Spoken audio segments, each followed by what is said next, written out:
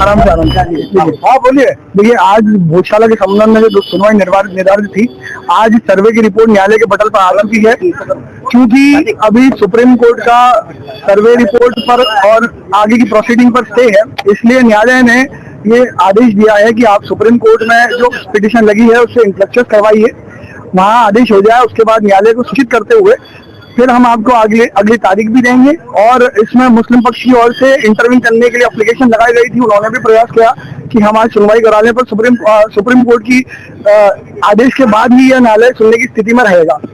तो इसमें क्या कहा गया, जो अपन अब सुनवाई हुई थी उस दौरान क्या बातचीत हुई, किस तरह से आपने अपना पक्ष रखा? देखिए, उसमें कुछ पक्षों को रिपोर्ट नहीं मिली थी, तो न्यायालय ने आदेश दिया कि उन सबको रिपोर्ट उपलब्ध कराइए। इसके साथ ही मुस्लिम पक्ष ने अपने मांग करी है कि हमें भी कॉपी रिसीव करी जाए जो इंटरव्यू करने आए हैं, क्योंकि वो इस मामले में पार्टी नहीं है। ऐसी स्थिति में न्यायालय ने आप उनका पक्ष सुनने के बाद अगर होगा तो कॉपी रिसीव कराई जाएगी। इसके साथ में मूलतः कहानी इतनी सी है कि सुप्रीम कोर्ट जब तक अपना इस मामले में निर्देश नहीं देता, आगामी निर्देश, ये न्यायालय आदेश के निर्देश के बाद ही अपनी सुनवाई करता। कोई तारीख भी तय नहीं हुई क्या? सुप्रीम कोर्ट की अनुमानित तारीख 30 तारीख हो सकती है। नहीं, अभी इधर हाईकोर्ट में कोई तारीख नहीं, वहाँ की में जो भी होगा 30 तारीख को जो सुप्रीम कोर्ट में तय होगा, उसके बाद में होगा। अनुमानित तारीख सुप्रीम कोर्ट की 30 तारीख है और उस सुनवाई के बाद ये न्यायालय तय करेगा। मौलाना के जो वंशज को लेकर वो देखिए, उसकी सुनवाई अभी नहीं हुई क्योंकि स्टे है, इसलिए न्यायालय ने सुनने का भी मना करा है कि वहाँ का स्टे है, उसके बाद ही हम सारी बातें कर पाएंगे। आपका नाम? श्री दुबे, हिंदू पक्ष की ओर से अधिवक्ता। आज मध्य प्रदेश हाई कोर्ट की इंदौर खंडपीठ में कोर्ट नंबर 9 में माननीय जस्टिस धर्माधिकारी जी और माननीय जस्टिस रमन्ना जी के समक्ष गौशाला प्रकरण की आगामी सुनवाई हुई है, जिसमें हिंदू फ्रंट फॉर जस्टिस की ओर से आदरणीय हरिशंकर जी जैन लाइव जुड़े थे, वर्चुअली जुड़े थे, और हमारे विनय जोशी जी जो हैं इंदौर में हाईकोर्ट के जो वकील साहब है वो उनके साथ पैरवी कर रहे थे।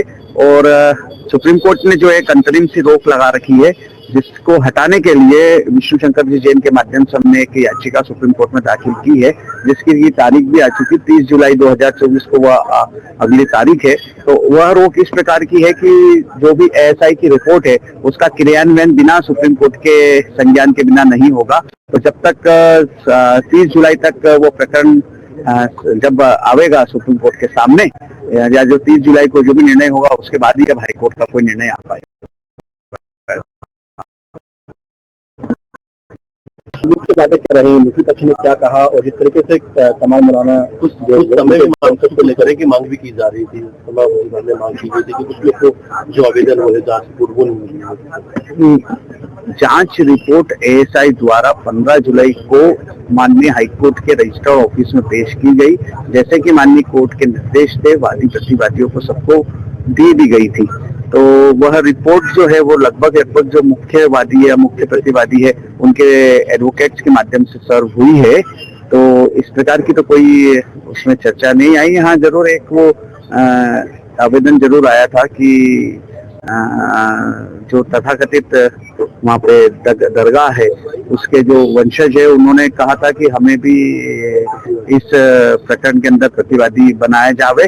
तो वह तो 5 अप्रैल 2024 को पूर्व से ही सुप्रीम कोर्ट जा चुके थे, जहाँ से सुप्रीम कोर्ट ने वह आवेदन खारिज किया था और कहा था कि आप हाईकोर्ट जावें। तो आज उन्होंने फिर हाईकोर्ट में प्रयास किया, लेकिन उस बारे में अभी कोई डिसीजन हुआ